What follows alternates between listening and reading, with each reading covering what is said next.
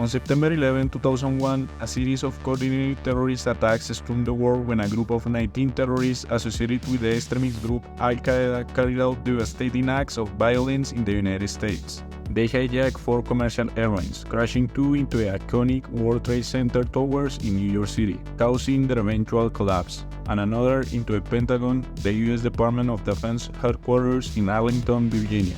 The 4-plane United Airlines Flight 93 crashed into a field in Pennsylvania after brave passengers attempted to regain control from the hijackers. Nearly 3,000 innocent lives were tragically lost in these horrific attacks, making it one of the deadliest terrorist incidents in history. The events of 9/11 had a profound impact on the United States and the world, leading to significant changes in security measures, foreign policy, and international relations.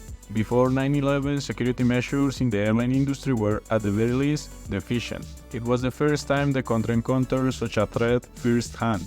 The response by U.S. authorities and the Federal Aviation Administration was swift and comprehensive.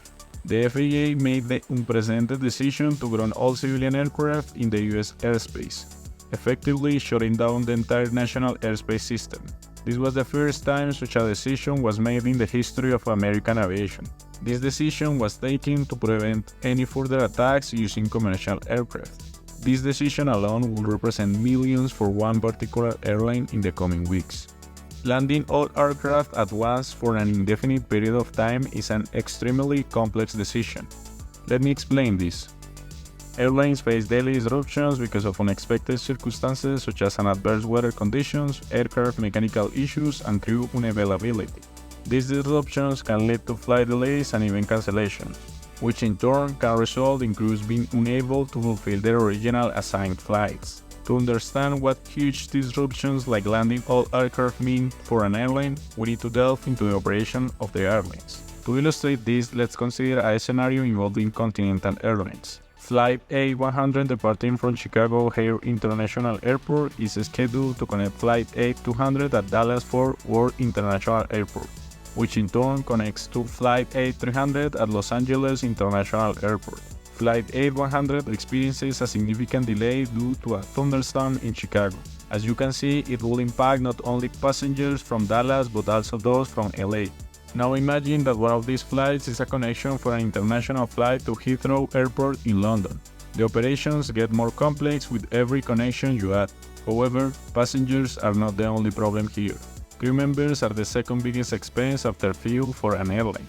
They usually consist of 2 types of crew: pilots, also called technical crew, and cabin crew, usually called flight attendants. The problem here is, as you may know, airlines have different types of planes, and when a flight is cancelled due to, for example, bad weather, the crew could be reassigned to another flight. However, if the technical crew is not qualified to fly this type of flight, it won't be an option. In addition, pilots must have specific qualifications to serve on certain international routes and land at specific airports. Similarly, airlines create some pairings for the flight attendants who speak particular languages for international flights. When all the flights were obligated to land, commercial aviation became a chaos. Think about it for a second.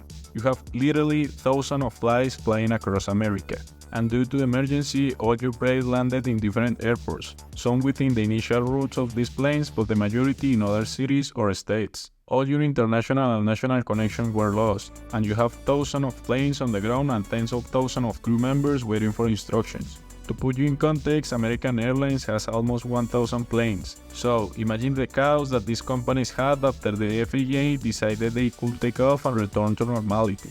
The majority of the companies didn't even know where their crews were, or which flights had enough fuel to reach their destination, or what they were going to do with all the passengers who had previously purchased tickets for the following week.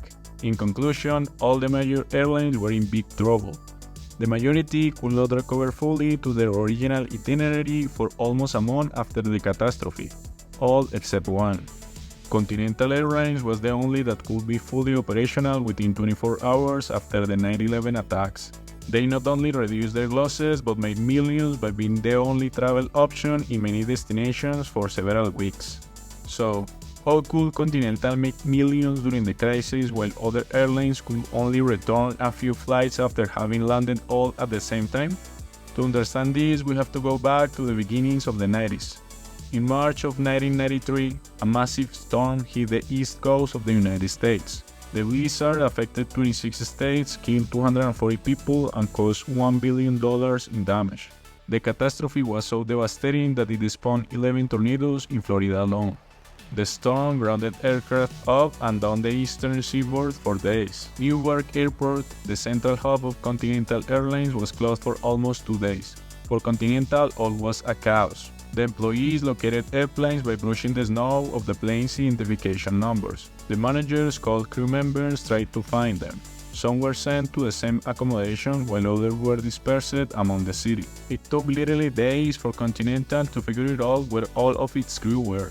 From an operational standpoint, Continental completely lost control of its operations. To understand why this happened, we have to know that although all the airlines had an extremely efficient operation teams and system operation control center where they could manage all the operations, the majority of decisions were made by humans, which means that although they could support decisions on data, the operational teams had to decide, for instance, which plane should be prioritized over others and which crew members should be moved to take different routes to cover a gap left by another flight.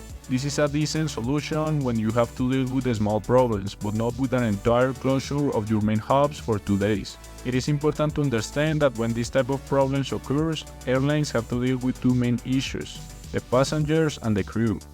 Although you could think the passengers are the most important here, the reality is that the crew is the main focus when this type of problem happens. Because if you have the correct crew at the correct plane, at the correct airport, at the correct time, you will solve your passengers' problems. The problem was that to be able to relocate all the crew members, you have too many things to consider, which made the operational managers take almost 5 days to recover fully from this disaster. Because of this, the company discovered that they had to have a system that in real time could find the best solution to solve those kind of problems. It had to be in real time because, as you may think, every second counts if you have a delay in relocating a plane. This could lead to further delays because of national or international connections. Here is when Caleb Technologies enters, with his pioneering technology, CrewSolver. Its founder, Gan Yu, built a system that could relocate the crew members and become fully operational for all flights as soon as possible. The solution had to be built to manage multiple solutions, which basically meant that the system must cover all the possible flights and solutions. It has to cover the most important flights, giving a prioritization over the impact on the total operation. The idea was that the system has to produce multiple solutions after realizing multiple scenarios, giving the operational manager several solutions that made sense operationally, having in mind that not all the information will be available for the system. For instance, some customer yield caused by delays and cancellations could be an important factor that affects the outcome, or some temporary limitations such as availability in the hotel rooms. The conclusion was that although the system will offer fast and reliable solutions, in some cases the crew coordinators have the last change. For instance, if the system says that the crew needs to stay in a specific city to cover another flight the next day, but in this city there will not be hotel rooms available for the crew due to a huge convention, the crew manager will have then to choose the next option that the system suggests. The multiple solution approach let the crew coordinators manage extraordinary situations where the system doesn't have enough information. To explain how the system works, let's consider the following example. We have the 8100 plane that will cover the following route: from Phoenix to Newark, and then Newark to Durham, and then finally from Durham to Newark. A total of 3 flights. On the other hand, we have the 8200 plane that will fly from Houston to Durham, and then from Durham to Newark, then from Newark to Providence in Boston, then from Providence to Newark, and finally from Newark to Seattle. A total of 5 flights.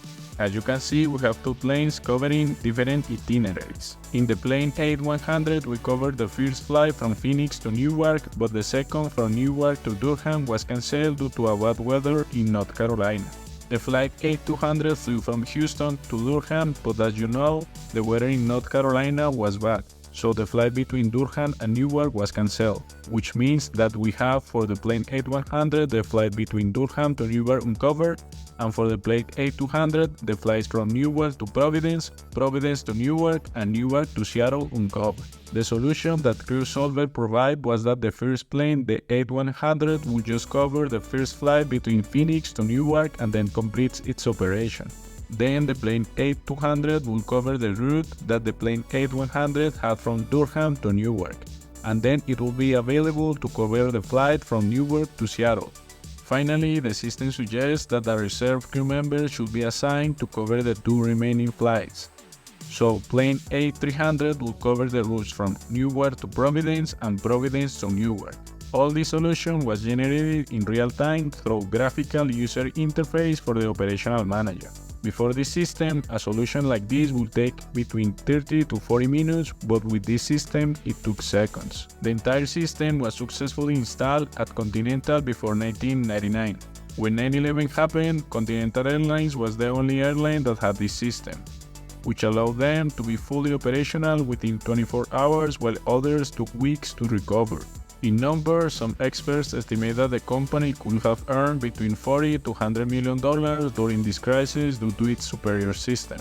For the month of September, the system modified 5,866 itineraries involving 11,931 crew members. Continental's completion factor ratio, which means the ratio of completed flights over scheduled flights, was 81.1% in that month, way superior to the industry average for that month. Actually, in the coming months, the airline even achieved an average completion rate of 99.8%, setting industry records. Over time, all major airlines started to either adopt or develop their own crew systems, which significantly improved operational excellence throughout the industry.